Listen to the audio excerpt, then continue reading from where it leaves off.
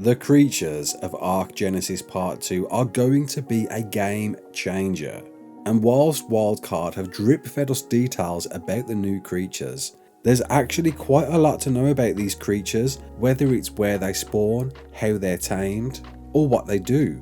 So let's run them down. You're right kids, it's Ras Clark and welcome to your regular ARK community news. Before we begin, don't forget to hit that like button, subscribe, share around, and let's get into it. So first up, the Noglin, the gremlin looking mind controlling brain slug. We know now of course it's capable of controlling the minds of survivors and creatures, such as a Rex. But we don't know how many creatures yet. It may be limited to a certain amount of creatures.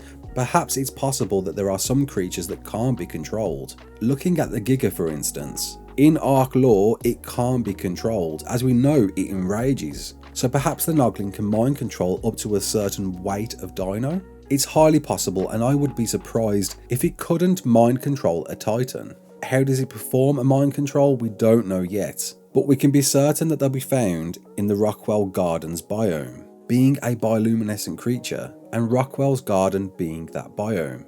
We also have an idea on how it's going to be tamed. It appears to tame one, you'll need to sacrifice things to it, much like a Trudon. And if you've never tamed a Trudon before, I would highly encourage you try to. It is certainly one of the more difficult tames to perform, with you having to sacrifice either wyverns or gigas for high effectiveness.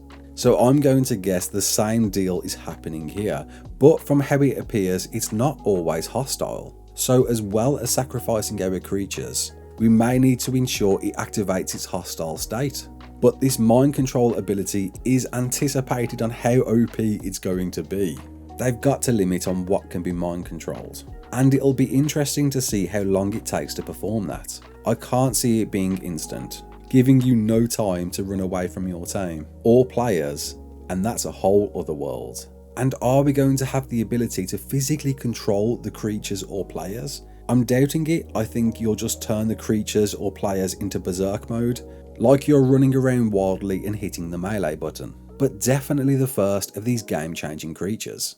The Strider, the monolithic AT-AT looking creature that wouldn't stand out of place in Horizon Zero Dawn, with almost a very similar taming ability, that you'll need to hack into the Strider to tame it, during which will alert other survivors in a nearby radius, which sounds like you'll be open to enemy attacks or trolling.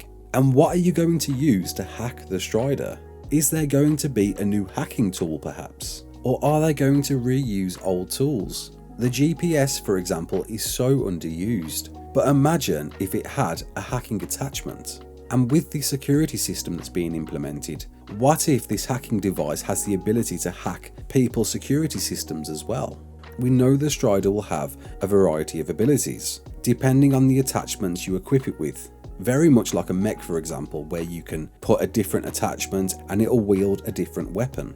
And it looks like certain attachments will vary it from being good for combat or efficient in harvesting, with its beam looking very similar to a mining drill. And the Strider appears to spawn in the Eden Zone. The Astrodolphis we don't know too much about yet, apart from it being very similar to an Astrocetus but somewhat smaller.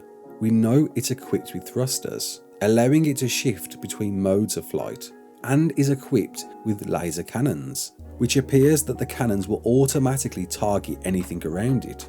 So it appears to be a very fast mount, and I'm wondering how fast, as we don't want to see the return of barrel rolling into bases with a PT. And taming it, if it is very similar to the Astrocetus, then it's quite possible it might be another cannon method, and seems to spawn in this new biome we haven't seen yet, that we know the Void Worm was featured in and was teased at being in this biome we haven't seen yet.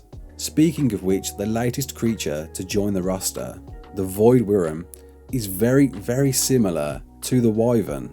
And to back it up, we can look back at a tech saddle model that was found in the dev kit, appearing to be cut content from Ragnarok, drawing similarities to the tech bow that was originally going to be in Ragnarok. The design looks very similar. I just don't quite understand why they've called it a Worm instead of a Wyvern. So there must be some differences. The biggest thing of course is that this thing can fly in space, which a Wyvern couldn't do. So perhaps that's plainly why it's not called a Wyvern, and again is in this new biome that we've yet to see.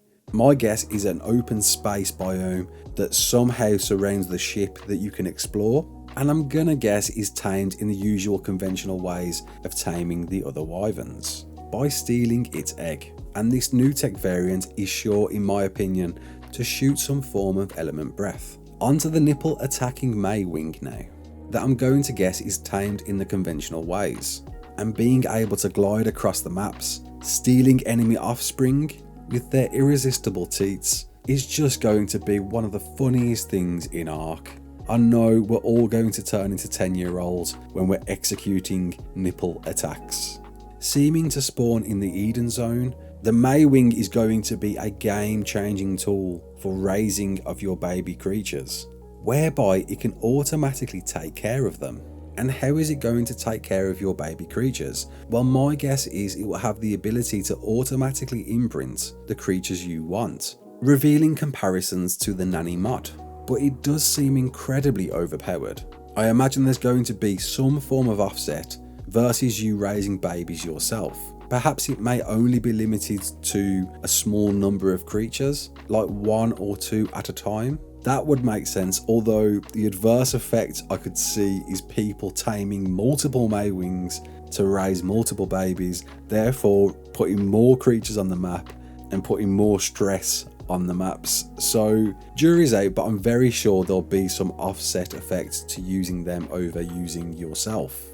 And lastly, the Shadowmain, the very lion/rock drake feline, being the first creature to have a distinct difference between females and males, with the males having a larger frill and looking slightly semi-aquatic. As we know, beyond Shadowmains being able to dash, dealing damage during that dash, they'll have certain capabilities, with the male having a roar that will be able to buff allied creatures around it, not unlike a UT, and the female being able to render itself as well as other allied creatures invisible.